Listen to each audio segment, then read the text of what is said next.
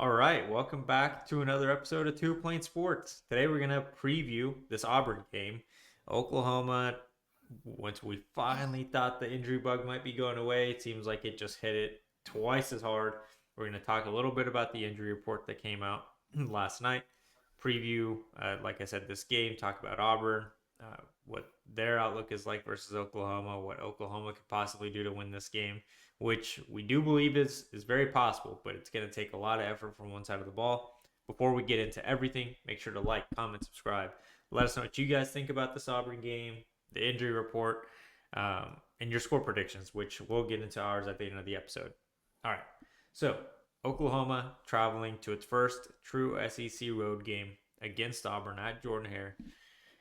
One of the harder environments to play in. Every SEC team is gonna have a really good fan base behind them. Oklahoma proves that our fan base belongs in that group too. But Jordan Hare is just one of those ones that is a little bit different for whatever reason. Oklahoma's going to find out, and we will really find out as fans what that looks like on TV or in person if you guys are going to travel there. Let's start with the injury report because it is going to affect how we talk about this game a little bit. So there are plenty of people out. The ones that were pretty obvious because they're out for the season and they have been, or one that's out for the season and one that's out for a while. Jaden Gibson, Jalil Farouk not playing due to injury. Nick Anderson has already been ruled out.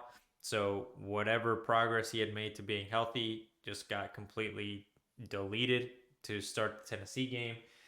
We were talking about it. At this point, it feels like he may just miss the season. And I know it's not been reported or, Brent Venables hasn't said that outright, but only playing a couple snaps and then re-aggravating whatever injury it is just doesn't seem to have a good outlook for like a quick recovery. Gentry Williams is out. Kendall Dolby, as we know, is out for the rest of the season now.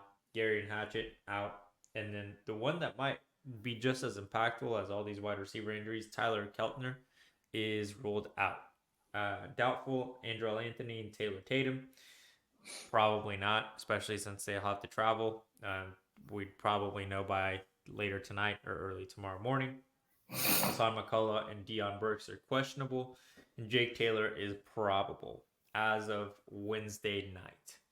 Brandon, I just listed off a lot of things that weren't going to go well for Oklahoma due to injury. What's your outlook? How much do these injuries impact Oklahoma, and does Oklahoma still have a chance at winning 9, 10, or not even 10? I think 10 might be a stretch goal. 8, 9 games this season because of how bad the injury bug has hit them. Do we have anybody healthy? I feel like you just read off the entire roster with injuries. It's the worst injury report like I've ever seen. Like it's the craziest shit of all time. I don't know how. I think we learned our lesson from our standpoint is next offseason if we have one group that we feel really particularly strong about as we did this offseason with the receivers, we're just not going to say shit because I've never seen 1 through 5 starting receivers. Your top 5 receivers are all on the injury report. 4 of which aren't going to play, and Deion Burks we don't know, but I feel like he's probably not going to go. We'll see. We'll see on Saturday. I hope he goes, but all 5 of your receivers are on that list. That's crazy. Taylor Tatum is a guy that has shown that he looks pretty darn good. Doubtful. He's not. He's not going to play at that doubtful indication probably. It's just it's brutal. As far as can you still win 9 games, I do think you still can. I think obviously already that you're not going to get Jaden Gibson for the whole season. You're not going to see Jalil Farouk for another 3 weeks probably or something like that. So that is what it is what it is. But the guys that you can get back, I think Deion Burks is going to be back after the bye week. I'd like to think Taylor Tatum's back after the bye week. You'll have some guys back. Hassan McCullough is an encouraging part of that injury report, the only one. He's going to be back probably after the bye week. So you're going to get some guys back. You're still going to be pretty darn beat up. Like Brent Venables said at one of his coaches shows at Rudy's, like any team in the country that has this many injuries at receiver is going to feel it, and we're definitely feeling it. Hopefully Jacoby Johnson pans out that experiment at receiver. I think he's a darn good receiver. We'll see how that goes. I don't think we'll see it much this weekend. I think we'll see it probably in the Texas game. I still think you can beat Auburn. I think you alluded to it when we did our Tennessee post game. We kind of looked ahead to Auburn a little bit, but defense is something that does travel, and for the most part, outside of Kendall Dolby, you're pretty darn healthy on defense. You even have the chance to get to Sam McCullough back, so that defense will travel. Auburn loves to turn the football over, and I think an encouraging note for the Oklahoma offense is Michael Hawkins showed a lot of signs of life last week against Tennessee, and he did it with the same guys that he's going to have on the field on Saturday for the most part. He didn't have Deion Brooks for most of the game. He obviously didn't have Nick Anderson. He didn't have Taylor Tatum. So he was moving the offense with the guys that he's going to have with him, which I do think is encouraging. Like we talked about, he found some sort of connection with Jaquez Petaway. We'll see what happens. But Hawkins has shown that he can move the ball with what he had out there. And this Auburn defense is not half as good as what the Tennessee defense was. So, I think that is the encouraging sign. I think you have to find a way to escape Auburn with a win. I don't even care how ugly, what happens.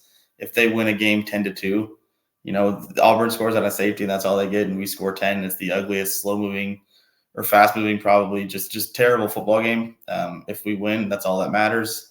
Then you get to 4-1 and you go to the bye week and you get as many guys as you possibly can back for Texas, and see what happens there.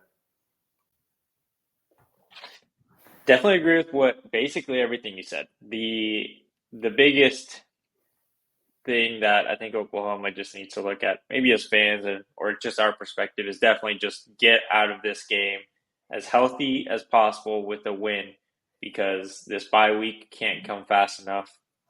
And it's crazy because it's pretty early on that we're having a bye week, or relative, and luckily I think we have 2 this season, if I remember correctly. So that's good for Oklahoma as well. It just, these injuries are really setting this team back a bit. Now, I'm going to be on the side of the injuries aren't holding it back completely, because there is still something to be said about just how bad the offense has looked as a whole. As you mentioned, it does seem like Michael Hawkins just clicks a little better with what's going on right now offensively for whatever reason.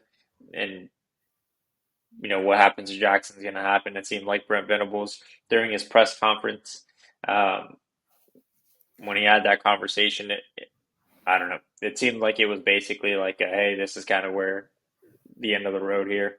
I don't know what the status of a kid like that sticking around after this season. I know everyone's basically chalking it up to he's going to be in the portal. Obviously, wouldn't be a surprise, but it's not like you haven't seen quarterbacks stick around for a longer period of time. Brock Vandergriff was a 5-star in his recruiting class and just kept getting beat out. It took him like 3 or 4 years to finally transfer out of Georgia. Who knows what happens to Jackson Arnold, but for Oklahoma versus Auburn, the key is going to be getting turnovers. And we've been able to do that in every game of the season, but it's also not turning the ball over. It's going to be a game of who can have the least mistakes. Because Oklahoma, I think, can cause 3-4 turnovers against the Auburn team. Both of these quarterbacks have been very turnover prone. They collectively have 8 through 4 games so far. I didn't get to dive into if any lost fumbles, but I'm sure they might have some. One for sure against Arkansas last week. Yeah, they love turning the ball over. Yeah, so if Oklahoma's defense can do what they have been doing, they'll give the offense enough opportunity. Now, something you and I have been talking about throughout the week is, yeah, Michael Hawkins gave them a spark there at the end. Well, does that look any different if he gets to start now that he does get to start? I don't think Tennessee took their foot completely off the gas, but it was definitely a different situation where they weren't. The situation was different. Auburn might give different looks. Hopefully, we get rid of all this RPO BS, because I mentioned it in our post game. It did seem like when Jackson Arnold was in, more than 50% of his plays were RPOs, while when Mike Hawkins was in, it was a more traditional pass, play action, pass, or run. Like there wasn't as much thinking, and it was more just reading what the defense was giving you with time. Because this offensive line might stink, but the RPO made it look that much worse because no one seemed to be on the same page. And that can be, you can point to a lot of fingers as to who that's blame can be put on, either the quarterback or the coaches for lack of preparation. Uh, but that's what I'd like to see Seth Luttrell just call a normal game. Turn on Madden in the press box and just do coach suggestions. I promise you there's no RPOs 99% of the time on that playbook. Run the ball as efficiently as you can, because that's also something. Taylor Tatum being questionable, I would probably say out, especially since he's the main running back that's been succeeding so far this year. Might want to save him for Texas, try to get him fully healthy for that game in a couple of weeks. So it's going to be the Javonte Barnes show and maybe Gavin Sawchuk. Hopefully he can start looking like he did last year.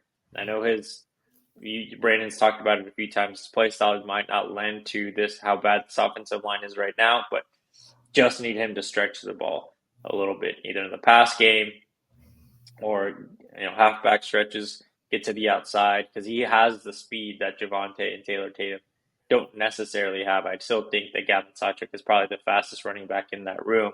He just hasn't been given that opportunity because they usually like to run down the middle of the line, which that's not where he really thrives. Given his frame, being one of the smaller guys in that room, you need him to just use his speed and quickness to make people miss and get on the outside. Yeah, I don't think Tennessee let up. If they did, it wasn't defensively. They had all their guys out there, and they blitzed Hawkins more than they blitzed JFA, according to the analytics or whatever. I don't do with that what you will. The PFF College Edition is the one that I'm citing for that. But this game, yeah, I mean, I think you definitely have to stretch outside. I think you have to roll pocket. I mentioned that in the Tennessee post game. Because the offensive line has been what it's been. You roll pocket, especially with a guy that is athletic as Michael Hawkins is. I think that alone will buy you a little bit of time, especially with a very depleted receiving core. We know he has some sort of rapport with Jaquez Petaway. I think Jaquez had 79 of Michael Hawkins' 132 passing yards. So that's really the bread and butter of his passing attack right now through a half of football. So we do have some other guys out there. Well, I'm hoping that he has some sort of chemistry with those guys and is able to move the ball a little bit. But I think, as you mentioned, man, and it's the big one, is this defense takes the ball away from the other team. They've done it every single game. They did it twice in plus territory against Tennessee, and that was the difference in that game. You can't turn the ball over twice there. That I think it's going to be similar to that. Offensively, can Oklahoma capitalize on Auburn mistakes? Because they will come. This defense will force the mistakes, and when they do, make something out of it. I think if the defense gives you 2 turnovers again and you turn both of those into 2 touchdowns, and you just give me one, give me one touchdown, just a regular, no off turnovers, just you did it. You got the ball on a kickoff or whatever, and you scored. You had a drive and you scored a touchdown. And you score 3 touchdowns that way. I do think you win this game. I think you can win this game 21-17, 21-14 or something. Cal held Auburn to 14 points. Cal beat them 21-14, and Cal is a very bad football team. They lost to Florida State, and we know what Florida State is. So the injuries are awful. They suck.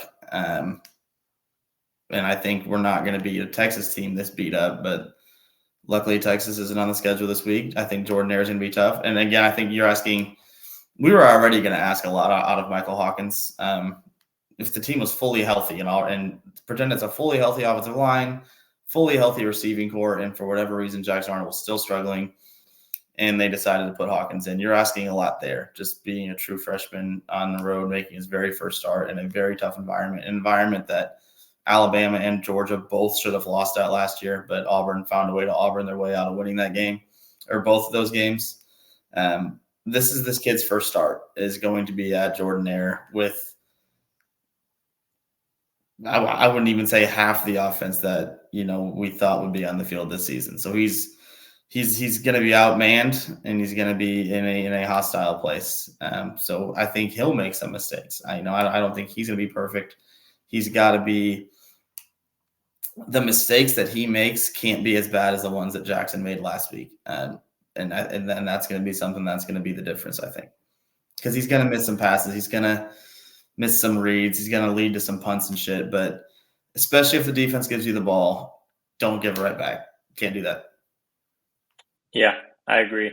The one thing that's going to also be important for us as fans that get to watch this team is just patience with Hawkins. You basically said it there in different words. Like, this guy's going to make mistakes. The hope is he makes less mistakes. I think Jackson Arnold just wasn't going to succeed with how this team currently is. Maybe he'll succeed somewhere else at some point if he ends up transferring. But Mike Hawkins, at this point, the freshman mistakes are going to be that much more highlighted. What Jackson Arnold did during Arizona in the bowl game last year, I would expect maybe not as bad, but it wouldn't be crazy if he did something similar, where just defenses kind of get to him mentally. They were able to disguise where he wasn't able to recognize quick enough. But if he's someone that can be maybe not Caleb Williams, but look like, I don't know, another freshman quarterback, I don't know, Trevor Lawrence. When he came in, I believe he was a true freshman when he came in for Clemson back when he was a freshman there. If he can kind of look like him, where it wasn't like going to transform the world, but it made your offense look competent and good, then we've got something on our hands here at quarterback for Oklahoma over the next few years. I mean, that's all we've been begging for with how good the defense is. Michael Hawkins is only going to get better. Whatever we see out of Hawkins this year, even if he lights it up, if he looks like, if he does look like Caleb Williams, let's just say, I'm not saying that's going to happen, but if he comes in and looks like Caleb Williams did, that's going to be a fantastic thing for us, because he's only going to get better. But he doesn't. Give me a Spencer Rattler type, where he's Spencer Rattler second season, where he looked pretty good, or give me something that's just, he has to be average. And that's it seems like it's not a lot to ask for, but when you're this beat up and you're on the road in your first start, it kind of is. You have to take advantage of the mistakes that are going to come. And I think, again, you have to, if you can find 10 points, not off turnover or not off Auburn fucking themselves, I think you're going to be in a fantastic spot to win this game. Agreed. All right, last thing, X factors and score prediction. You want to go first here?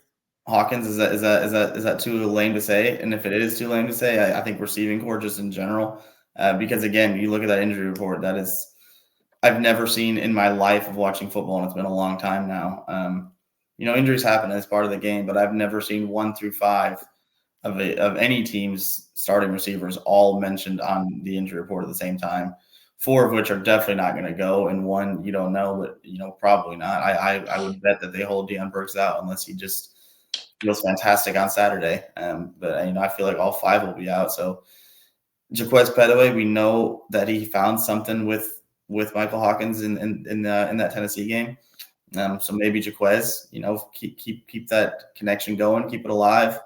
And then defensively, I mean, I think I'm going to go with the front 7 again. I think that they are the guys that really made shit happen against Tennessee. They held a Tennessee offense that is, I think, top 5 in the entire country to 2.9 yards a carry. Nico, with the exception of his 75-yard touchdown pass, was relatively held in check. He did hit a long one to Brew McCoy, but I mean, for the most part, they did a pretty solid job against Nico, who's a pretty solid quarterback. But the front 7, I think sacks and negative plays for their offense. And then as far as scores go, man, I think I'm going to go something like 20-14, 21-14 Oklahoma. I don't think this is going to be a pretty game, but again, I don't give a shit. If Oklahoma wins 6-3, I will be content. And then we'll hop on here and we'll say that we're back, and then we have the bye week, and if we get to the bye week 4-1, I don't give a shit what it looks like. Yep. X factor offensively, I was going to say Jaquez Petaway as well. I think he's going to be the receiver that ultimately going to step up. Seems like something might be clicking there between him and Mike Hawkins. And then defensively, I'm going to go Robert Spears-Jennings. That guy might have an argument when the season's over for a National Defensive Player of the Year type of, caliber season for, especially for a safety. He is killing it out there out of Oklahoma. So people that love talking about how Oklahoma needed to start recruiting the state harder when Brent Venables came in, he did that, and he got someone that is being extremely impactful. When he first came in, just seen as someone that can hit hard, and now he is a ball hawk, comes downhill to help stop the run.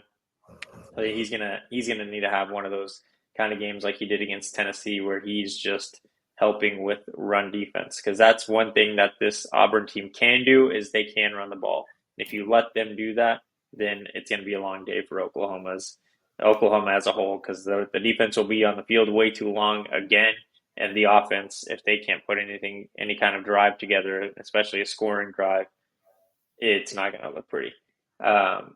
Score-wise, I'm going to go 24-17 Oklahoma, and one of those might be a defensive touchdown for us. I do not trust the offense enough still to score that many points. Take it how we can get it. Yep. All right. That's everything for today. Make sure to like the video, comment what you think is going to happen during this Auburn game, and your thoughts on just the team as a whole so far through four games in the season. And subscribe.